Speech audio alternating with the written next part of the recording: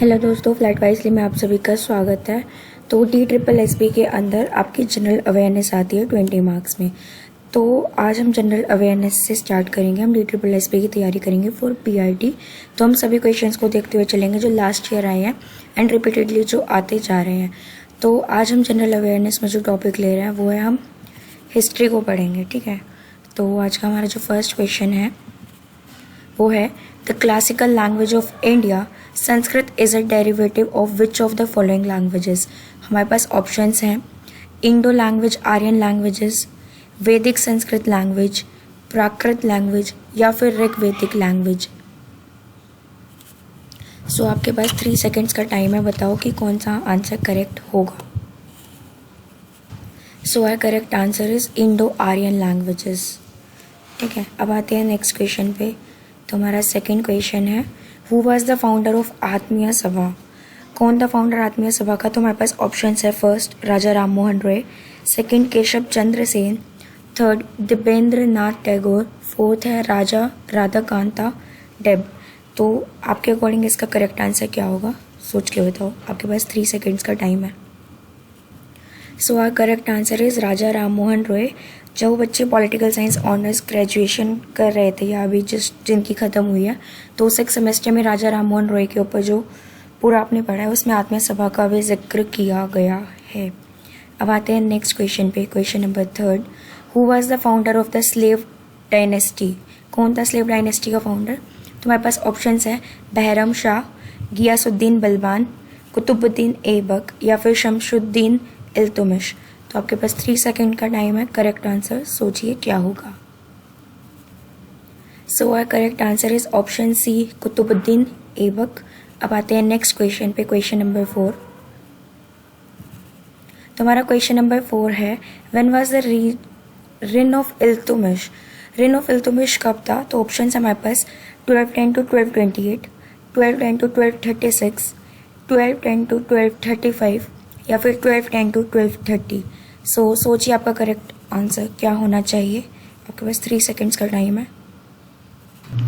सो है correct answer is option B 1210 to 1236। 1210 to 1236 के बीच में आपका हुआ था रेन ऑफ इल्तुमिश, ठीक है। अब आते हैं नेक्स्ट क्वेश्चन पे। Question number 5 a secret socio religious group Paramahansa मंडली या फिर सभा was founded by which of the given options. तो हमारे पास ऑप्शंस हैं आत्माराम पंडुरंग, ज्योतिबा फुले, मिथाजी दुर्गम या फिर बाल शास्त्री जंपेकर। तो सोचिए आपका करेक्ट आंसर क्या होना चाहिए। So correct answer is option C Mehtaji Durgaram. ये फाउंडर थे परमहंसा मंडली सभा के, जो कि एक सोशल रिलीजियस ग्रुप था। अब आते हैं नेक्स्ट क्वेश्चन पे। Question number 6 what was the date of the third Buddhist council. Third Buddhist council जो थी उसकी डेट क्या थी?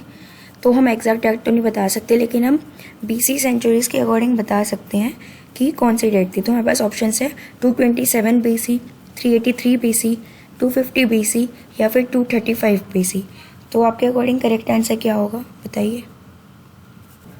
सो इस क्वेश्चन का करेक्ट आंसर है 250 BC। 250 BC डेट है एक तरह से हमारा जब थर्ड बुद्धिस्ट काउंसिल हुआ था। अब आते हैं नेक्स्ट क्वेश्चन पे। Question number 7 who was the president of the fourth Buddhist council held at Vaishali. तो यहाँ से हमारे 2 क्वेश्चन बन गए एक तरह से। एक तो हमें ये पता चल जाए कि प्रेसिडेंट कौन था जो कि फोर्थ बुद्धिस्ट काउंसिल थी उसका, और साथ में हमें ये भी पता चल गया कि जो फोर्थ बुद्धिस्ट काउंसिल थी वो वैशाली के अंदर हेल्ड हुई थी। तो अगर जगह का नाम पूछा जाता है कि कहाँ पे हेल्ड हुई थी तो वैशाली बताओगे। एंड प्रेसिडेंट के लिए आपके ऑप्शंस हैं वासुमित्रा, सवाकमी, महेंद्र या फिर भद्रबहू। तो बताओ आपका करेक्ट आंसर क्या होगा। सो करेक्ट आंसर इज वासुमित्रा। तो यहाँ से आपके 2 क्वेश्चंस ऑलरेडी बन गए, तो इस चीज़ को याद रखना, ये इंपॉर्टेंट है। वासुमित्रा थे जो कि प्रेसिडेंट थे फोर्थ बुद्धिस्ट काउंसिल के, और ये बुद्धिस्ट काउंसिल जो फोर्थ थी ये हेल्ड हुई थी वैशाली के अंदर। अब आते हैं नेक्स्ट क्वेश्चन पे। Question number 8 was the author of सार्वजनिक सत्य धर्मा। तो यहाँ पे डैश आएगा, dash was the author of सार्वजनिक सत्य धर्मा।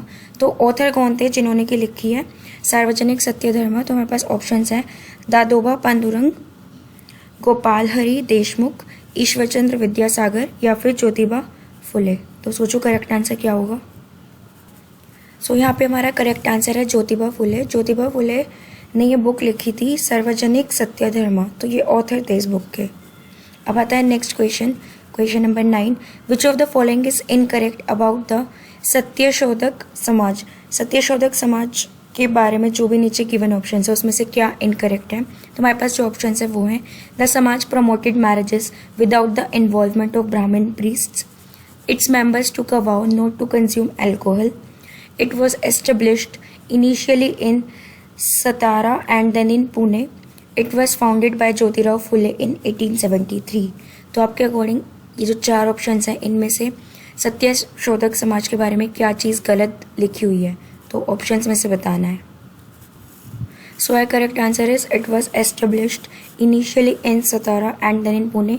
ये चीज़ गलत लिखी हुई है सत्यशोधक समाज के बारे में। जो हमारा नेक्स्ट क्वेश्चन है वो लास्ट क्वेश्चन है, क्वेश्चन नंबर 10 आज की वीडियो का।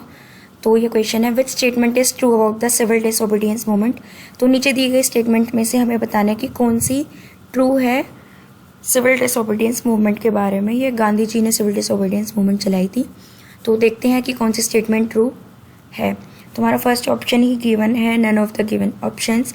बाकी ऑप्शंस देख लेते हैं क्या है। C Raja Gopalachari move from Calicut to Payyanur to break the salt law. On April 4, 1930, Gandhiji launched the civil disobedience movement by raising a handful of salt. In Tamil Nadu, K. Kelappan led a salt march on the Tanjore coast from Trichinopoly to Vedaranyam। तो इसमें से आपका correct answer क्या है। So I correct answer is none of the given option. Civil disobedience movement Gandhi ji ने ही चलाई थी, लेकिन वो 4 अप्रैल 1930 को नहीं होती। अगर यहाँ पे दूसरी डेट होती तो ये करेक्ट होता। And let me tell you the date कि सिविल डिसोबीडियंस मूवमेंट कब स्टार्ट हुई थी। गांधी जी ने 12 मार्च 1930 को सिविल डिसोबीडियंस मूवमेंट को स्टार्ट किया था। तो यहाँ पे डेट गलत है। अगर यहाँ पे डेट लिखी होती 12 मार्च 1930 तो आपका ये वाला आंसर करेक्ट हो जाता। तो फिलहाल इसमें से एक भी ऑप्शन करेक्ट नहीं है, डेट्स वाई आपका राइट आंसर है none of the given options। So thank you for watching it and subscribe our channel for more current affairs and general awareness। और नीचे दिए गए बेल आइकन को प्रेस कर दो जल्दी से, ताकि जल्द से जल्द न्यू वीडियोस का आपको अपडेट मिलता रहे। So thank you, bye bye।